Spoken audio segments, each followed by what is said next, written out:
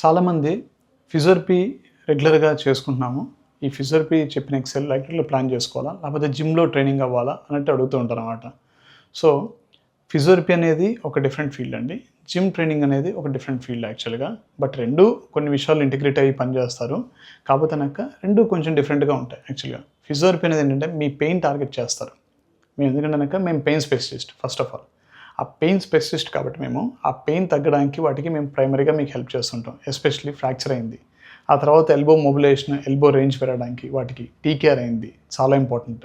ఆ టీకేఆర్లో నీ బెండింగ్, దాంతోపాటు నీ స్ట్రెంత్ మెయింటైన్ చేయడానికి, స్పైన్కి ఏమైనా లామినెక్టమీ లాంటి ఆపరేషన్ అయింది, ఆ స్పైన్ స్ట్రెంత్ పెరగడానికి వాటికి కూడా ఫిజియోథెరపీ లాంటిది ఉపయోగపడుతుంది. సో మీ కస్టమైజ్డ్ రీహాబ్ ప్రోగ్రామ్ ఇవ్వగలిగేది purely physiotherapy pain specialist doctors. Okay. Gym అనేది మీకు మజిల్ షేప్ పెరగడానికి, లేకపోతే మజిల్ స్ట్రెంత్ పెరగడానికి, హై లోడ్ ఆఫ్ వెయిట్స్ ఇవ్వడానికి వాటికి మీకు బాగా హెల్ప్ అవుతుందన్నమాట. బట్ పెయిన్ అవన్నీ డిస్కంఫర్ట్ ఉంటుంది, డెఫినెట్గా మీరు ఫిజియోథెరపీ డాక్టర్ గారిని కలిసి మళ్ళీ మీ జిమ్ అవన్నీ కంటిన్యూ చేయొచ్చు. రెండు డిఫరెంట్ టైప్ అండి. జిమ్ చేసుకుంటే నాకు ఆటోమేటిక్గా పెయిన్ తగ్గడం అనేది ఒక చిన్న అపోహ.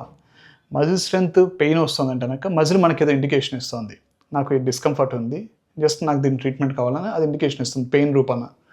ఆ పెయిన్ తగ్గించుకోవడానికి వాట్ ఆర్ ద ఎక్సర్సైజ్ మీరు చేసుకోవాలన్నది తప్పకుండా ఫిజియోథెరపీ డాక్టర్ గారిని కానీ, ఆర్థోపెడిక్ని కానీ, న్యూరాలజిస్ట్ని కానీ కలిసి మీకు తగ్గట్టు ఎక్సర్సైజ్ ప్లాన్ చేసుకుని, తర్వాత మీరు ఆ పెయిన్ మొత్తం తగ్గిపోయి, ఆ పర్టికులర్ పెయిన్ తగ్గిపోయిన తర్వాత దెన్ మీరు జిమ్ అని మీ రెగ్యులర్ యాక్టివిటీస్ కంటిన్యూ చేసుకోవచ్చు. అది మీ స్ట్రెంత్ కండిషన్ కోసం చేసుకోవచ్చు.